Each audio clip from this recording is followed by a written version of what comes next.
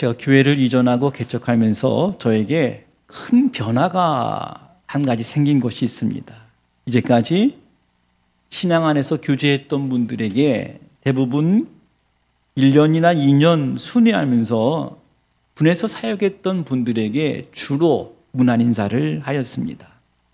오랜만에 뜬금없이 문안 인사를 하는 것이 처음에는 어색했지만 복음 안에서, 그리스도 안에서 주일 메시지를 제가 영상으로 편집을 해서 나누면서 그리스도 안에서 형제 자매된 기쁨, 그리고 들어주는 사역을 제가 그분들에게 넘긴 거죠.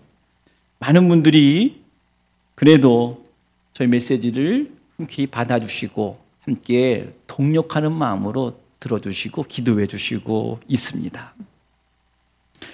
최근 수개월 동안 바울 서신서를 중심으로 해서 주일 설교를 하면서 사도 바울이 전했던 그 복음, 그 로고스, 그리고 사도 바울 안에 있는 그 열정, 그리고 사도 바울의 인격을, 그 삶의 흔적을 살필 수가 있었습니다. 오늘 본문의 말씀은 로마서의 마지막 장입니다. 사도 바울이 다메섹에서 예수 그리스도를 만나 회심을 한 후에 이방인을 위한 사도로 부르심을 받고 예루살렘을 넘어서 안디옥, 그리고 소아시아, 유럽까지 순회하면서 복음을 전파했는데 주로 교회를 세우는 방식으로 순회하면서 전도를 했습니다. 오늘 본문은 사도 바울이 전도를 하면서 만났던 사람들, 그 사람들을 기억하면서 그들에게 안부를 전하고 있는 본문입니다. 이런 생각을 좀 해봤습니다. 저 개인적으로 제 목회의 일막이라고 할 수 있는 군대에서의 선교 현장이 이 사도 바울의 순회하면서 전도했던 여정과 같은 마음이 느껴졌습니다. 군 선교를 하는 동안에 10개 교회를 군대 명령에 의해서 이동하면서 청년들에게 복음을 전하고 목회를 했는데 그 목회지마다 생각나는 사람들이 있습니다. 저에게 힘이 되었던 분들, 그리고 참 고마운 분들이 많이 생각이 났습니다. 이 시간을 빌어서 조국을 섬겼고 특히 군교회를 섬겼고 청년들에게 복음을 함께 전했던 여러 믿음의 동력자들에게 다시 한번 안부를 전합니다. 여러분, 사도 바울이요, 한 번도 가본 적이 없는 로마 교인들을 어떻게 알았을까요? 언제 알았을까요? 제가 지난주에 말씀드린 대로 로마에 살던 유대인들이 AD 49년에 글라우디오 황제에 의해서 다 추방이 되었습니다. 추방이 되었을 때 그 유대인들은 사도 바울이 복음을 전했던 고린도나 에베소나 그 지방에서 만났던 것 같아요. 그리고 54년에 네로에 의해서 다시 들어와도 좋다라고 그런 칙령이 있은 후에 그들이 로마에 돌아가서 가정마다 예배를 드렸다. 거기가 로마 교회가 되었다. 그래서 16장에 가정에서 예배 드리는 교회들이 5개에서 7개는 되었을 것이다. 그렇게 추측을 한 것입니다. 먼저 사도 바울은 로마 교인들에게 문안하기 전에 한 사람을 소개를 해주고 있습니다. 그 사람의 이름이 베베라고 하는 여자 집사였습니다. 1절 말씀 보시면 내가 겐그리아 교회의 일꾼으로 있는 우리 자매 베베를 너희에게 추천한다. 겐그리아는요, 고린도에서 조금 떨어진 곳에 있는 항구 도시였습니다. 사도행전 18장에 보면 바울이 여기에서 머리를 깎았다고 그랬습니다. 그 도시에 베베라고 하는 여성이 있었어요. 바울은 이 여인을 어떻게 불렀냐면 일꾼, 헬라어로 디아코노스라고 하는데 우리는 이 일꾼을 집사, 그리고 섬기는 사람이라고 번역을 할 수가 있습니다. 원래 일꾼이라고 하는 이 의미는 노회선 밑에서 노를 젓는 사람을 의미합니다. 바울은 베베가 얼마나 소중한 사람인지를 말하면서 2절에서 그는 나의 보호자였다라고 고백을 하고 있습니다. 그리고 베베가 아주 중요한 역할을 했어요. 사도 바울이 쓴 로마서를 가지고 로마 교회에 전달했던 사람이 바로 베베였습니다. 그만큼 중요한 사람이었어요. 그리고 이 베베가 재정적으로도 사도 바울을 많이 후원했던 것 같습니다. 베베의 헌금과 그 헌신은 복음을 위해서 값지게 쓰여진 하나님께 드려진 제물이 되었습니다. 바울이 겐그리아 일꾼인 베베 집사가 이제 로마에 가게 된다. 그래서 이렇게 부탁한 거예요. 내가 너희들이 부탁하는데 합당한 예절로 그를 영접해달라. 그리고 그를 도와주라 하는 부탁을 했습니다. 아마도 바울의 편지를 갖고 갔으니까 나를 영접하는 만큼 베베를 영접해다오 하는 부탁이었습니다. 이어서 바울은요 3절부터 15절까지 로마에 있는 사람들에게 인사를 하고 있는데 16장에 등장하고 있는 전체 인물이 34명이라고 한다면 로마 교회 성도는 26명이었어요. 이 사실로 보아서 사도 바울 참 언제 그 사람들을 만났지? 참 교제의 폭이 넓다. 그리고 또 한 가지 사도 바울이 그렇게 복음의 사역을 감당할 수 있었던 이유는 이 사람들이 같이 있었구나. 복음의 동력자들이 있었구나 하는 것들을 깨닫게 됩니다. 바울이 첫 번째 떠올리면서 인사한 사람이 누구였을까요?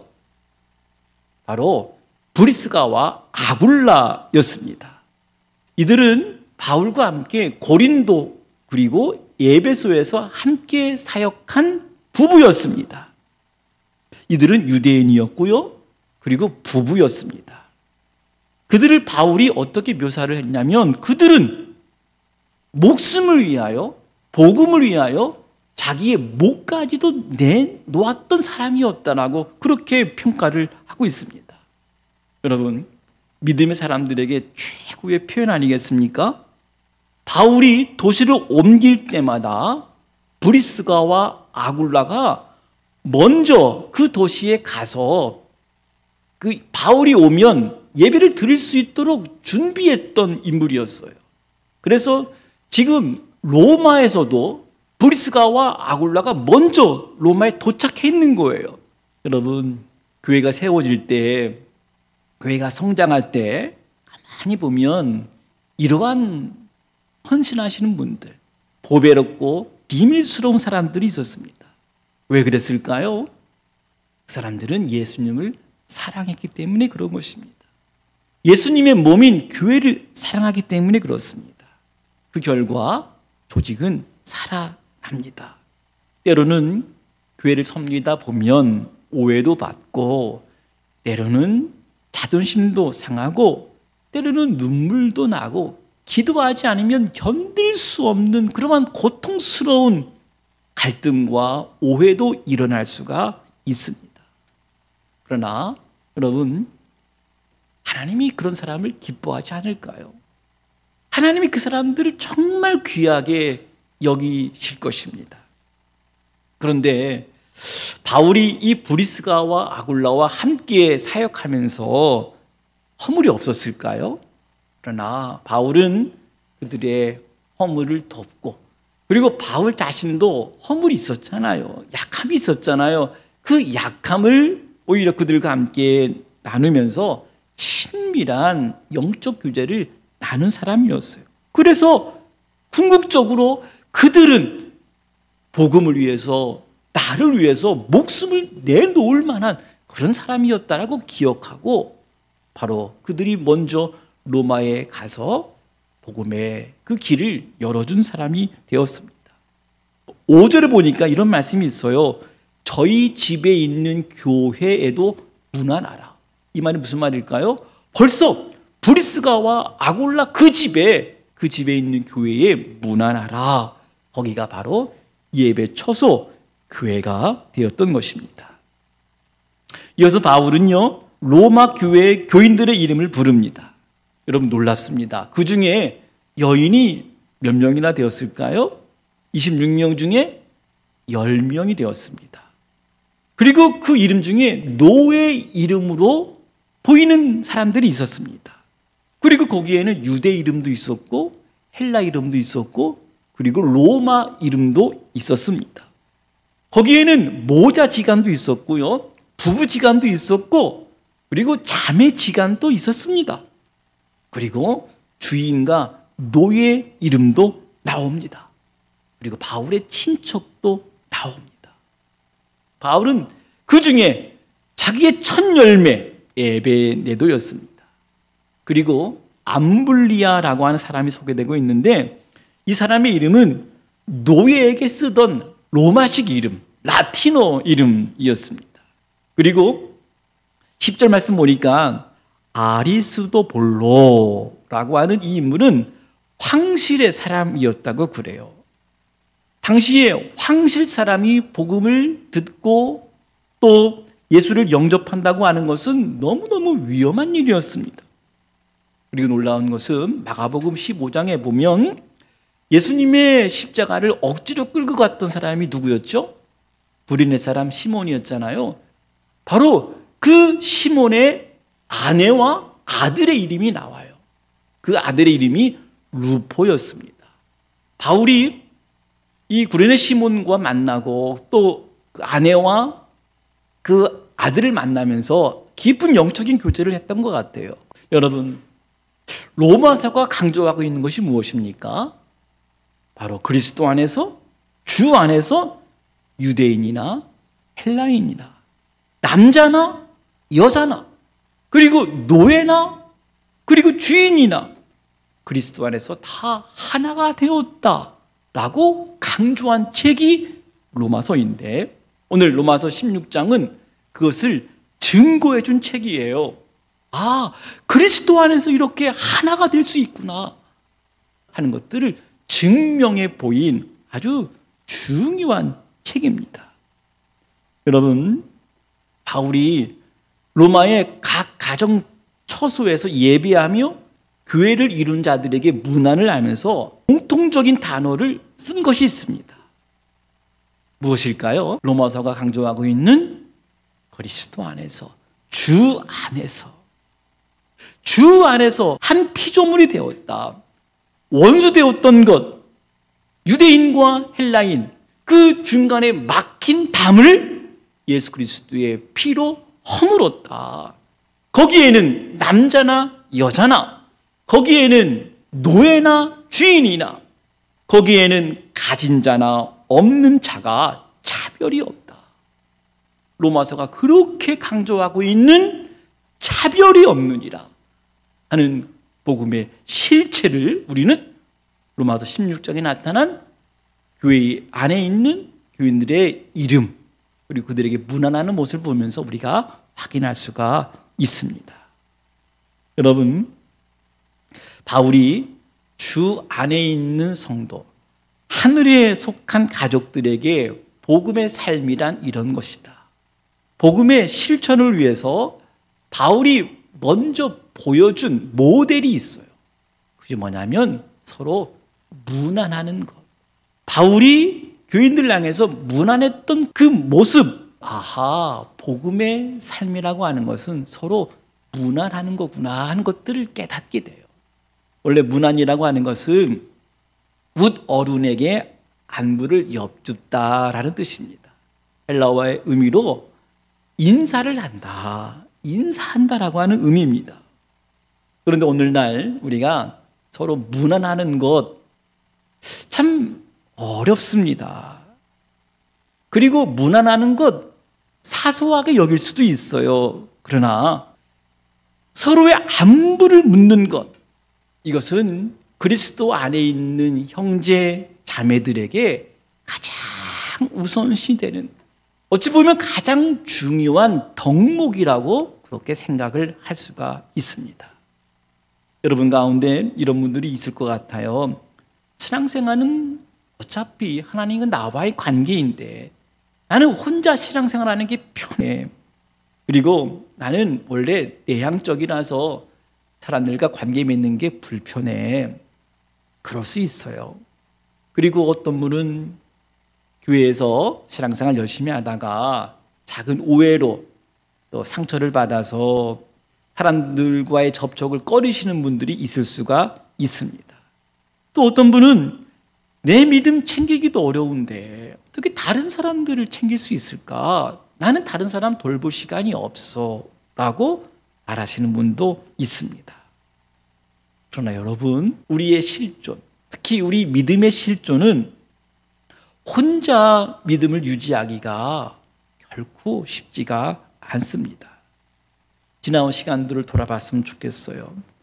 지금의 제가 있기까지, 여러분 있기까지 나에게 먼저 문안해 준 내 영혼의 파트너가 있었을 것입니다.